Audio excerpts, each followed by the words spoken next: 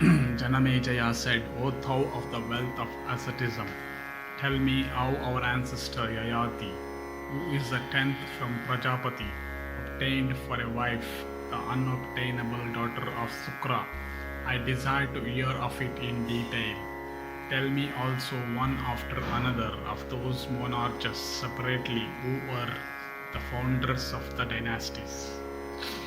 Vaisampayana said, the monarch Yayati was in splendor like unto Indra himself. I will tell thee in reply to thy question, O Janamejaya, how both Sukra and Rishaparvan bestowed upon him with due rights their daughters, and how his union took place with Devayani in special. Between the celestial and the asuras there happened of yore frequent encounters for the sovereignty of the three worlds with everything in them. The gods then, from desire of victory, installed the son of Angiras, Rihaspati, as their priest to conduct their sacrifices, while their opponents installed the learned Usanas as their priest for the same purpose.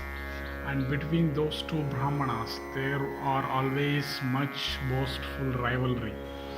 Those Danavas assembled for encounter that were slain by the gods were all revived by the seer Sukra by the power of his knowledge, and then, starting again into life, these fought with the gods. The Asuras also slew on the field of battle many of the celestials, but the open-minded Rahaspati could not revive them, because he knew not the science called Sanjeevani, revivification, which Kavya, endued with great energy, knew so well.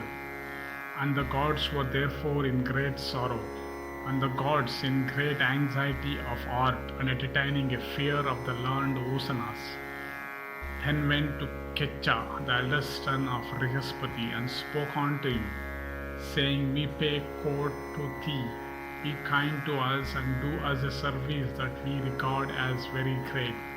That knowledge which resides in Sukra, that Brahmana of immeasurable prowess, make thy own as soon as thou canst.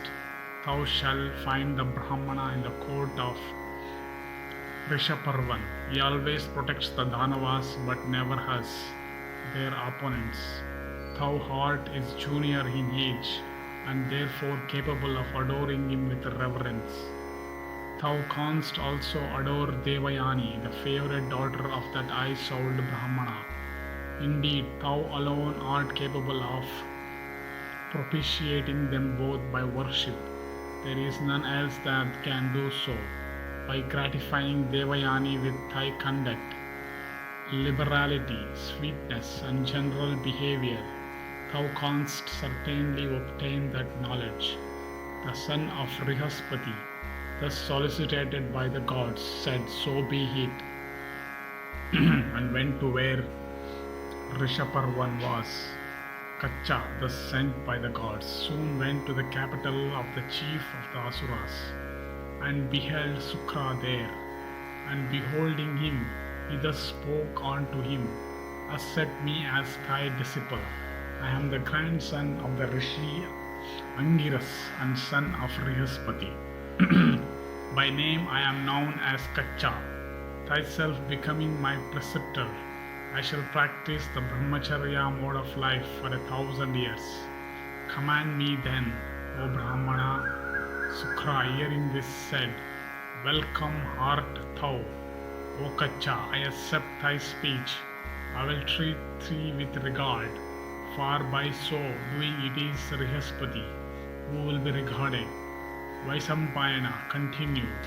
Kacha, commanded by Kavya or Usanas himself, called also Sukra, then said, So be it, and took the vow he had spoken of, and O Bharata, accepting the vow of which he had spoken at the proper time, Kacha began to conciliate regardfully both his preceptor and his daughter Devayani.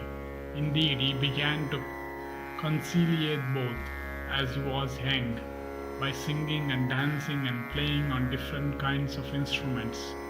He soon gratified Devayani, who was herself in her youth, and O Bharata, with his whole heart set upon it, he soon gratified the maiden Devayani, who was then a young lady, by presents of flowers and fruits and services rendered with alacrity, and Devayani also with her songs and sweetness of manners used while they were alone to attend upon that youth carrying out his vow. And when 500 years had thus passed of Kacha's vow, the Dhanavas came to learn his intention, and having no compunctions about slaying a Brahmana, they became very angry with him. And one day they saw Kacha in a solitary part of the woods, engaged in tending his preceptor's kine. They then slew Kacha from their hatred of Rahaspati, and also from their desire of protecting the knowledge of reviving the dead from being conveyed by him. And having slain him, they hacked his body into pieces and gave them to be devoured by jackals and wolves. And when twilight came, the kine returned to the fold without him who tended them.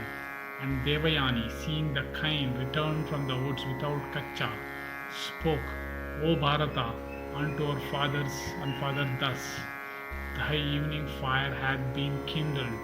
The sun also hath set.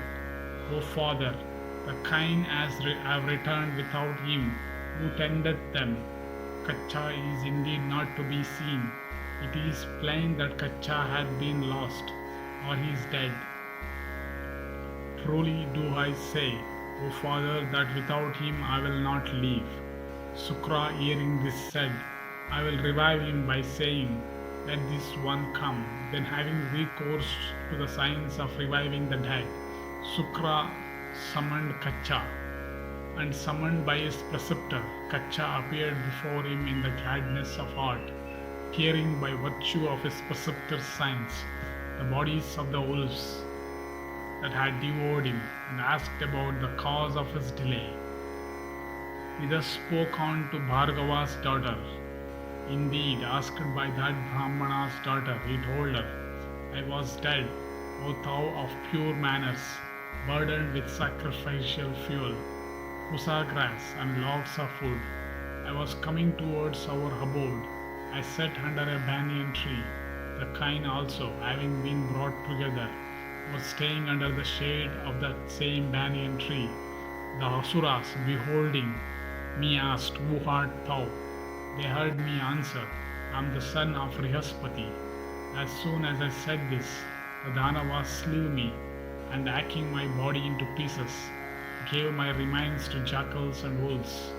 And they then went home in the gladness of heart. O amiable one, summoned by the high-souled Bhargava, I after all come before thee fully revived. On another occasion, asked by Devayani, the Brahmana Kacha went into the woods, and as he was roving about for gathering flowers, the Danavas beheld him. They again slew him, and pounding him into a paste, they mixed it with the water of the ocean. Finding him long still in coming, the maiden again represented the matter unto her father, and summoned again by the Brahmana with the aid of his science, Kacha appearing before his preceptor, and his daughter told everything as it happened, then slaying him for the third time and burning him and reducing him to ashes. The Asuras gave those ashes to the preceptor himself, mixing them with his wine. And Devayani again spoke unto her father, saying, O father, Kacha was sent to gather flowers, but he is not to be seen. It is plain he hath been lost or has died. I tell thee truly, I would not live without him. Sukra, hearing this, said, O daughter, the son of Rihaspati hath gone to the region of the dead. Though revived by my science, he is thus slain frequently. What indeed am I to do, O Devayani? Do not grieve, do not cry. One like thee should not grieve for one that is mortal. thou art indeed, O daughter, in consequence of my prowess, worshipped thrice a day during the obtained hours of prayer by Brahmanas, the gods with Indra, the Vasus, the Ashwins, the Asuras, in fact by the whole universe. It is impossible to keep him alive, for revived by me, he is often killed. To all this Devayani replied, why shall I, O father, not grieve for him, whose grandfather is old Angiras himself, whose father is Rihaspati, who is an ocean of ascetic of merit, who is the grandson of a rishi, and the son also of a rishi. He himself too was a brahmacharin and an ascetic, always wakeful and skilled in everything. I will starve and follow the way Kacha has gone. The handsome Kacha is, O father, dear unto me. Vaisampayana continued. The great Rishi Kavya, then afflicted by what Devayani said, cried in anger, certainly the Asuras seek to injure me, for they slay my disciple that stayed with me. These followers of Rudra desire to divest me of my character as a Brahmana by making me participate in their crime. Truly, this crime hath a terrible end. The crime of slaying a Brahmana would even burn Indra himself. Having said this, the Brahmana Sukra, urged by Devayani, began to summon on Kacha, who had entered the jaws of death. But Kacha, summoned with the aid of science and afraid of the consequence to his preceptor, feebly replied from within the stomach of his preceptor, saying, be graceful unto me, O Lord, I am Kacha that worship thee. Behave unto me as to thy own dearly loved son. Vaisampayana continued. Sukra then said, by what path, O Brahmana, hast thou entered my stomach, where thou stayest now, leaving the Asuras this very moment? I shall go over to the gods. Kacha answered, by thy grace memory hath not failed me. Indeed, I do recollect everything as it hath happened. My ascetic virtues have not been destroyed. It is therefore that I am able to bear this almost insufferable pain. O Kavya, slain by the Asuras, and burnt and reduced to powder, I have been given to thee with thy wine. When thou art present, O Brahmana, the heart of the Asuras will never be able to vanquish the science of the Brahmana. Hearing this, Sukra said, O daughter, what good can I do to thee? It is with my death that Kacha can get his life back. O Devayani, Kacha is even within me. There is no other way of his coming out except by ripping open my stomach. Devayani replied, both evils shall like fire burn me. The death of Kacha and thy own death are to me the same. The death of Kacha would deprive me of life. If thou also diest, I shall not be able to bear my life. Then Sukra said, O son of Rihaspati, thou art indeed one already crowned with success. Because Devayani regards thee so well, I accept the science that I will today impart to thee. If indeed thou be not Indra in the form of Kacha, none can come out of my stomach with life. A Brahmana, however, must not be slain. Therefore accept thou the science I impart to thee. Start thou into life as my son, and possessed of the knowledge, revived from me, and revived by me, take care that on coming out of my body, thou dost act gracefully. Vaisampayana continued. Receiving the science parted to him by his preceptor, the handsome Kacha ripped open his stomach, came out like the moon at evening on the 15th day of the bright fortnight, and beholding remains of his preceptor, lying like a heap of penances, and learning Kacha revived him, aided by the science he had learned, worshipping him with regard. Kacha, said unto his preceptor, him who poureth the nectar of knowledge into one's ears, even as thou hast done into those of myself, who was void of knowledge, him do I regard both as my father and mother. And remembering the immense service done by him, who is there so ungrateful as to injure him, they that having acquired knowledge injure their preceptor, who is always an object of worship, who is the giver of knowledge, who is the most precious of all precious objects on earth, come to be hated on earth and finally go to the regions of the sinful. Vaisampayana continued. The learned Sukra, having been deceived while under wine, and remembering the total loss of consciousness, that one of the terrible consequences of drink, and beholding too before him the handsome Kacha, whom he had in a state of unconsciousness, drunk with his wine, then thought of effecting a reform in the manners of Brahmanas. The eye-souled Usanas, rising up from the ground in anger, then spoke as follows: The wretched Brahmana, who from this day, unable to resist the temptation, will drink wine, shall be regarded as having lost his virtue, shall be reckoned to have committed the sin of slaying a Brahmana, shall be hated both in this and other worlds. I set this limit to the conduct and dignity of Brahmanas everywhere.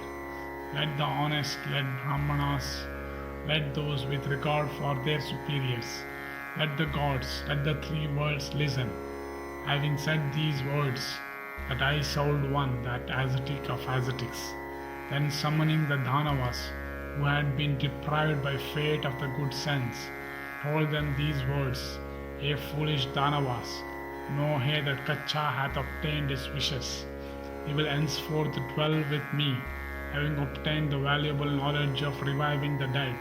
That Brahmana hath indeed become in prowess even as Brahmana himself. Vaisampayana continued.